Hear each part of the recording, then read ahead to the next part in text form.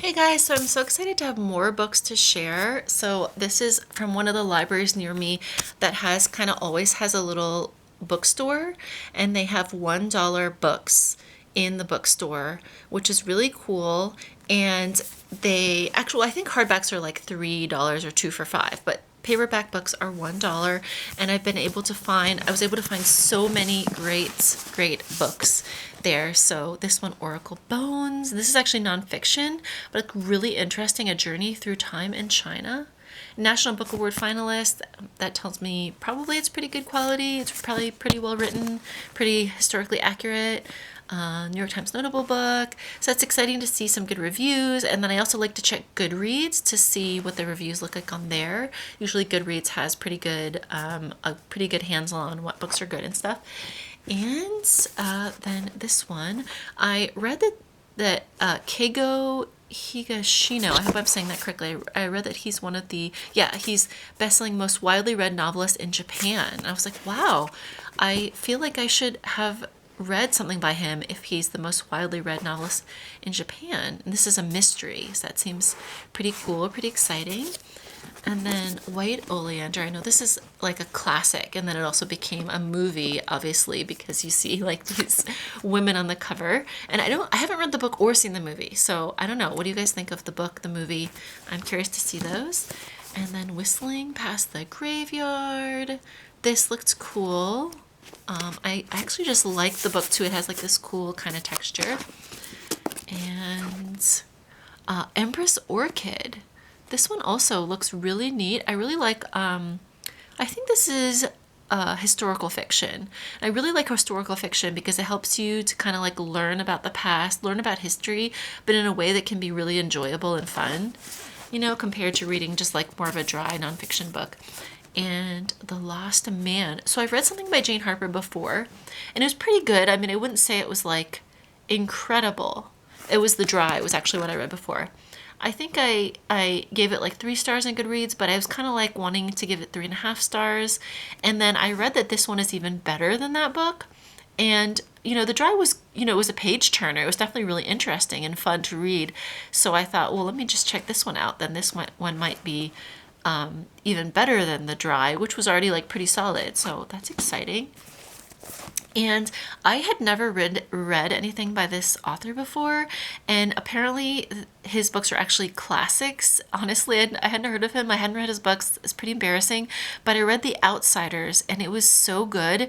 And I was so impressed to read that the author wrote The Outsiders when he was only 15 years old. And it also said in like his little info, it said that he got like a D in writing that year, and that was the year that he wrote an incredible book. I thought The Outsiders was really good. So I decided to. I don't think this book is nearly as famous as The Outsiders, but I decided to get this one since I like The Outsiders so much. And then this series looked really good. I think this is the first of a series, The Magpie Murders, and it looked interesting. It has good reviews. It looked like a fun read. So I thought, well, I'll just try out the first book, and if I like it, then maybe I'll look for the others in this series. And then I kept seeing this book everywhere, and it's sort of like I've heard of it, but I just sort of had this impression that it was like not that good, or that it was kind of like junky. But I did notice that it actually has quite a few good reviews, and it seems like just like a fun read, like a page turner. And if the quality is also decent, then I'm interested to read it. And I know that if I like this one, that there's more. There's like a series of like maybe 4 or 5 books, so that might be pretty good. So yeah, let me know if you've read his series at all. I'm curious to try that one. And then this one, I already have the first book of this series, and I haven't actually read it yet, but it looks really good. And then when I saw that this second book in the series was available, I was like, well, let me just get it. Just take a chance. I guess it's possible I'll read the first one and not like it, but I think it's worth taking a chance. It's a $1 book.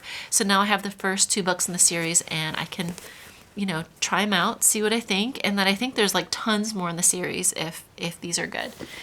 And then this last one, I've actually had this on my list for a while. Like, I think I read about it and it looked really good, but then I wanted to find it at a used bookstore.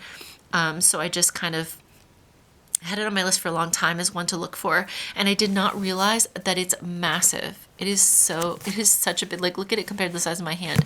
It is such a big book. It's like 800 some pages. Oh my goodness. Look. Yeah, it's like over 800 pages, this book. Like, wow. So yeah, I hope it's good, because I kind of feel like if it's not good, then it's really unfortunate that it's 800 pages long. And if you're like me, it's hard for me to stop reading a book if I don't like it. It feels like a waste, or it feels like failing, or it feels like I've already sunk all this time into it. I should just push through and try to finish it. Or maybe it's like, maybe you read a book and you're like, well, it's not that good, but I do kind of like want to know what happens in the end. But then it seems like, well, you should just stop reading it and just read like spoilers, right?